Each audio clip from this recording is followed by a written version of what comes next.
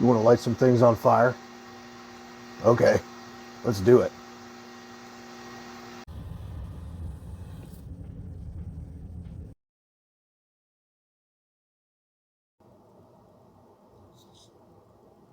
Hey there. Sorry about the long absence. I had some shop upgrades that I had to get done before I proceeded doing any more videos because I went out and did a thing. I got a laser cutter and engraver as part of the process because I feel like it fills in some of the gaps that I as a person lack. I'm not very artistic, and so the laser is able to engrave things that I in a million years could never cut into and draw on, scratch out of leather. So I'm using that for that application. And then the other thing is it's a second worker for me because it can make cuts that I can get it working on something while I'm over on the bench stitching away or doing something else. So I'm not really automating the shop necessarily. I'm automating pieces of the work that are kind of tedious and mind-numbing. I still do cut out a lot of stuff by hand. Most of it, as a matter of fact,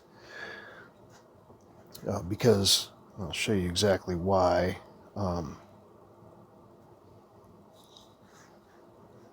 That's a laser cut.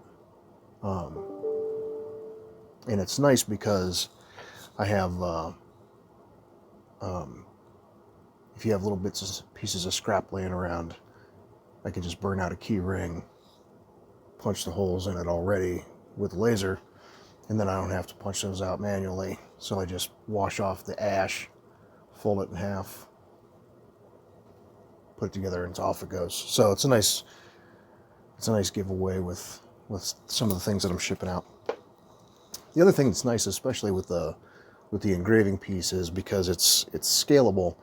I have a brand that I'll stick my logo on the back of a sheath, and that's fine as long as I have an inch to an inch and a half to play with. But if I have a smaller piece that I'm working on or less limited space, then I can scale that image size down to match any size that I want. So, or scale it up for that matter if I want to go big. It's an 18 by 18 bed, so it has its limitations to that size. The travel of the laser on the X and Y axis is a little less than 18, but for the most part, any of the small projects that I needed to get into, I can get done. And you know, I'm going to improvise. So if I have something that's longer than 18, I'm going to cut it in two pieces instead of in one, and then I'll stitch it together at the seam. Some other things that I was able to experiment with, aside from just cutting the leather or engraving the leather, was working with some plywood. This would be much better with like a balsa or like an 1/8 inch birch, but I happen to have some 1/4 inch pine plywood laying around, and it takes a few passes. It's a 20-watt laser, diode laser, but I can get through it pretty cleanly. And if by virtue of being able to do that, then I was able to automate some pieces like this. This, for example, is a place keeper for the shot box holder. So once I soak it, put the insert in it, and then bake it, and it hardens it up like, you know, leather armor, but it gives it the opportunity to keep its shape without warping and deforming. So that's been a real great boon. The other thing is, I've tried out of that 1/4 inch to stack it too high and make a form, you know, a base and then a form to slip over it, so I can wet form items like trays or you know, little tool holders, the pouch on the front of the K-bar knives for the sharpening stone. It's too thin. I beat on it one time because I cut the tolerances too tight, and the plywood wound up cracking, and it was useless to me. So I would either have to cut multiple pieces of it and stack it even higher and get a 3/4 out of it maybe, open that gap up between the middle and the outer a little bit to get it to go. But it serves a purpose. I think it's a good investment overall for anybody who wants to run some additional stuff in their shop. I'm still doing all the same custom pieces that I did, but it would be nice to have some little quick hits that I could create and almost entirely on the laser, get them cut out, get the holes all punched, and then sell them as a kit. I have the Girl Scout boxes that I'm working on for our troop, where they've got, it's just a little laced together project kit for them, so that they can do it while we're having a meeting, and it keeps them occupied for a minute, teaches them a little bit of other working skills as far as, you know, just doing that lace wrap without having to bring in a bunch of utility knives and having them whack their little fingers off. So I'll show you the setup a little bit. It's rednecky as all get out, but it's what I had to deal with right now.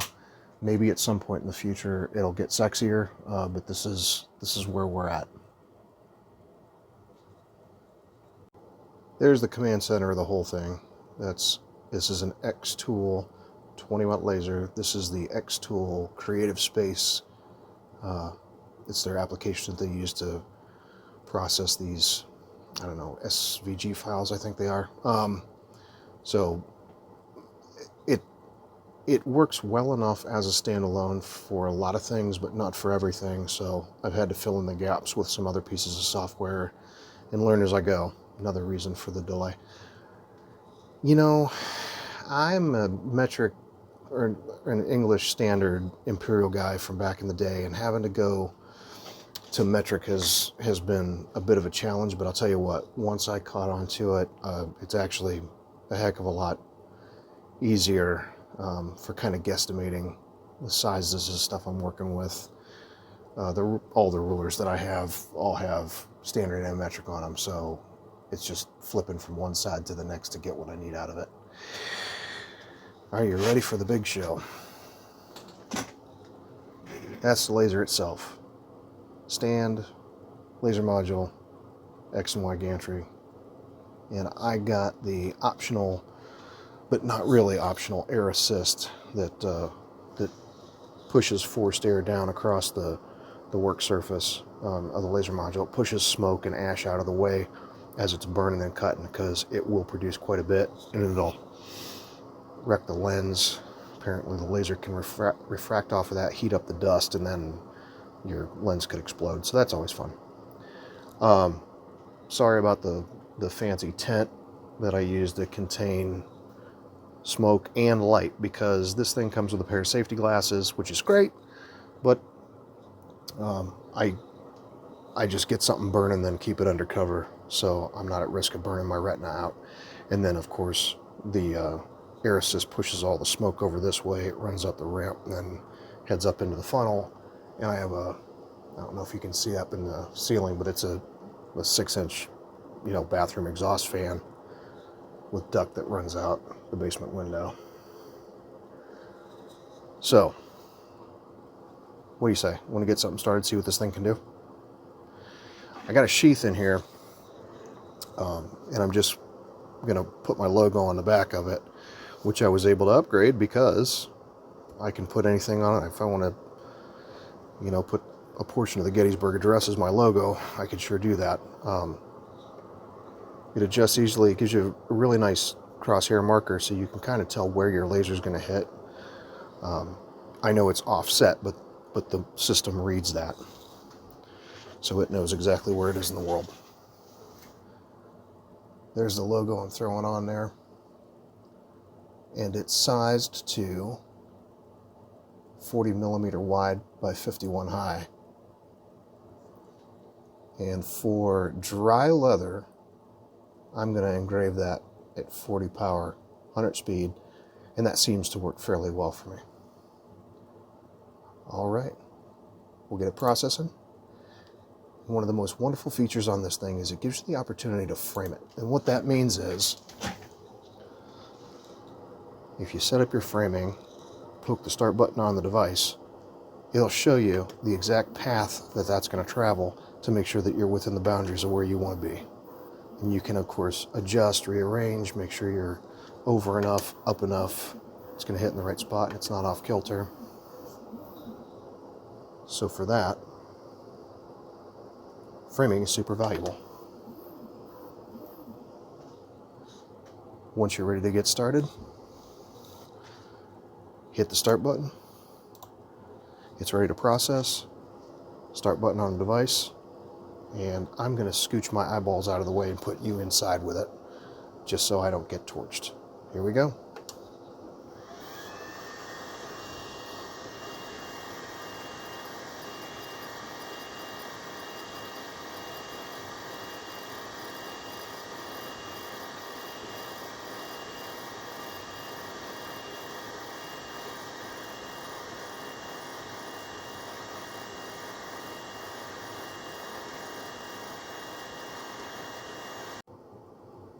All right, let's not waste any time. Let's do the big reveal. Boop, boop. So there is the new logo engraved on the back of a sheath. A little more intricate than the old one used to be, although it holds the same idea. Now, the one thing I did notice, and I'll warn you about if this thing's something that you're considering doing, laser needs to be cleaned constantly. Yeah, after a full day of burning, it needs the lenses wiped off. So it's a maintenance item that you got to keep up with, so the thing doesn't explode. And the other thing is, I've got ash. If I'm doing cuts, I got to wipe down the edges and knock the stuff off of that. And I kid you not, it gets pretty grubby. So that's a consideration. The other thing is, if you're doing engraving, keeping water nearby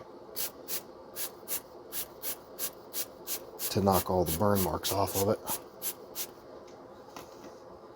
and wash off the leather, and then it still leaves you with a real nice impression. It's actually that broken is actually raised in the middle of the bear paw, so it's a lasting impression, but it just needs a little bit of cleaning up. Next up, I have to do some straps for the back of some of these pouches. So 130 millimeter by 20 millimeters, basically a 3/4 strap, about 4 inches long, give or take. And so I'll frame this up on a piece of scrap that I have, which is great because I'm making use of materials that I wasn't able to make use of before. So I'm actually saving some material cost. Frame complete. Let's get this thing started. But before I get it actually running, I'm going to use the air assist on this. I have it off of a toggle, and listen to the noise difference when you hear this thing fire up. It's loud but valuable. Basically an aquarium pump that's pushing air through the thing. Here we go.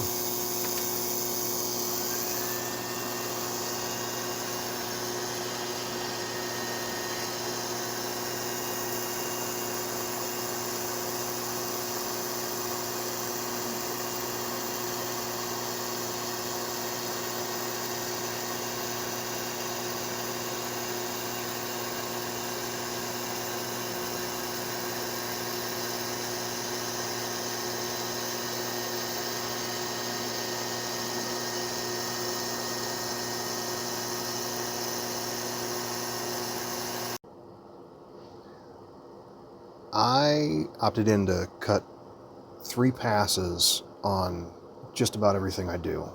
That'll go, I mean, this is 4 ounce that I'm working on right now, but, and they just literally fall right out of there. So that's super good for the thinner stuff. I've found that with 3 passes, I'm good up to about 8 ounce, and I don't have much of a problem.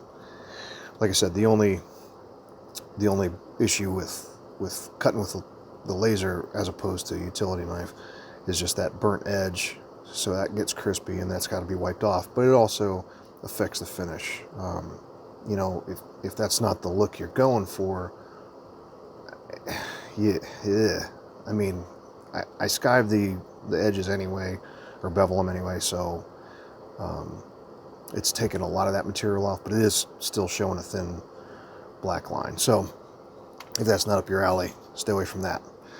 So I got to get those cleaned up and then put them in the kits for the girls, and I actually got to cut 3 more. And then, yeah.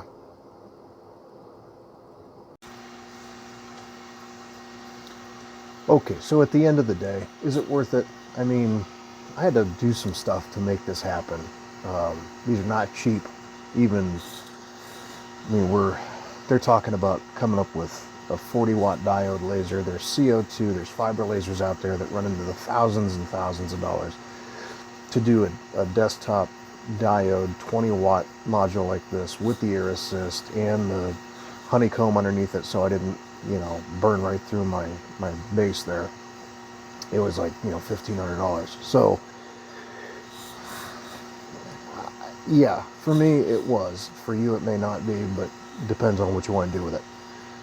I feel like I'm getting enough use out of it to upscale a lot of the small production that's valuable, and that's going to earn a little bit of money back a little bit at a time. That allows me to put stuff up on Etsy that normally I would not have done, because even if I feel like the people on there are kind of undervalued, and they're not getting a lot of money out of the work that they're doing. And if I were going to hand make custom items on there, it just wouldn't be worth the time that I'd have to put into it to get, a $5 or a $10 sale for something that's, I don't know. But with this, if I could mass produce stuff, what happens if it's popular? I'm one cat. If the thing blows up, I can't push out 300 units tomorrow. So that's a real issue too. I don't want to keep a back stock of items that I made and then I can't sell. That doesn't make any sense, to burn up raw materials for no good reason. So there's a lot of business decisions that go into that, but I think this will give me that opportunity to at least put some things out there with my name on it, and if I'm driving through Idaho one day and I see somebody with a broken bear bookmark, it'll give me a warm fuzzy.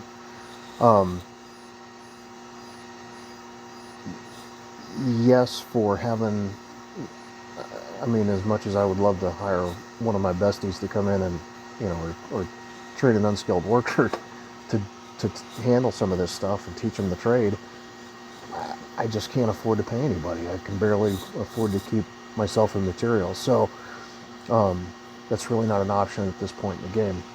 So having that as an additional worker is just incredibly valuable. And like I said, it takes care of some cuts and some hole punching while I do some other stuff. And it does expedite a lot of the process. To be able to do the engraving, I mean, I've barely scratched the surface with what this machine is capable of. Like I say, with every rifle I own, I'll never outshoot it. I don't know that I'll ever reach a point where I'm really fully testing the limits of the capacity of that machine. At some point, I'd like to try doing engraving some photographs and some more complex images. I have already experimented with doing some light metal work. I was able to put some engraving on one of my blacksmith's knives, so I know that it has that potential. I haven't really gone that far with it yet. I don't have the rotary attachment, which allows you to put cylindrical objects and engrave as it rotates. That's not really my forte. I don't want to become an engraving business, so I'm staying in my lane, but I'm using this tool to the best of its ability within that very small niche of leatherworking. To me, it was worth it. I don't know, some other people may disagree, but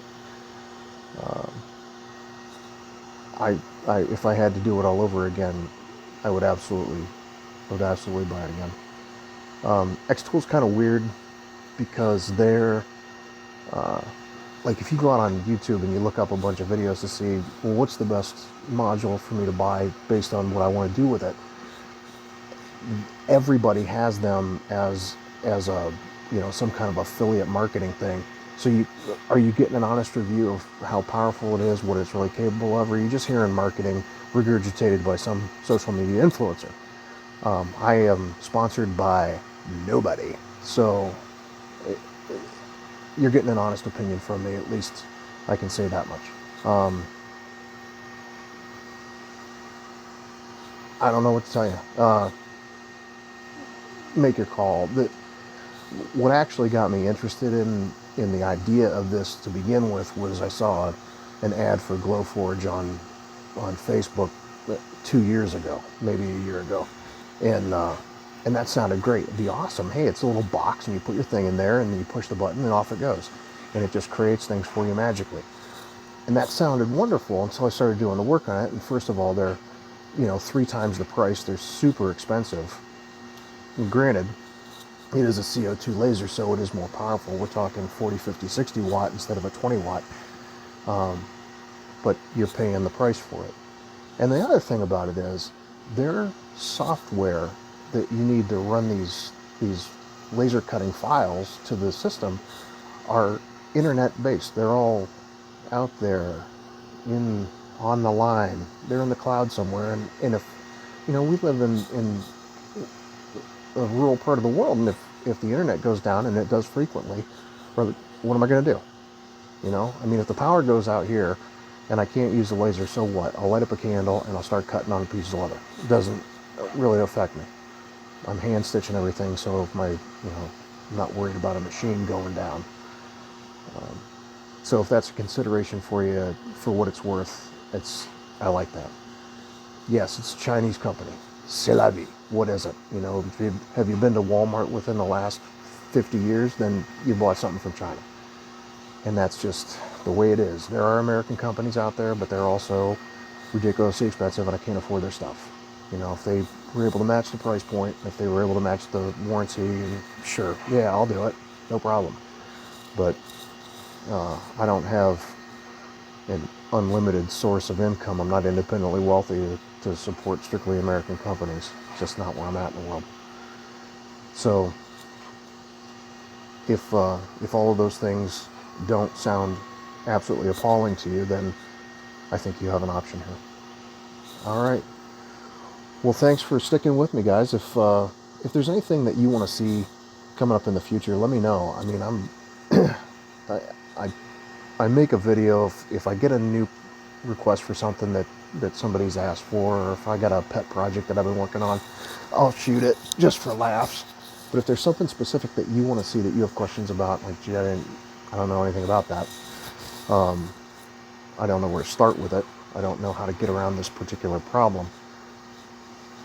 Leave me a comment. Well, I might do something specifically based around that, because I'm sure if you got the question, 50 other people have the question, and they're just afraid to ask it.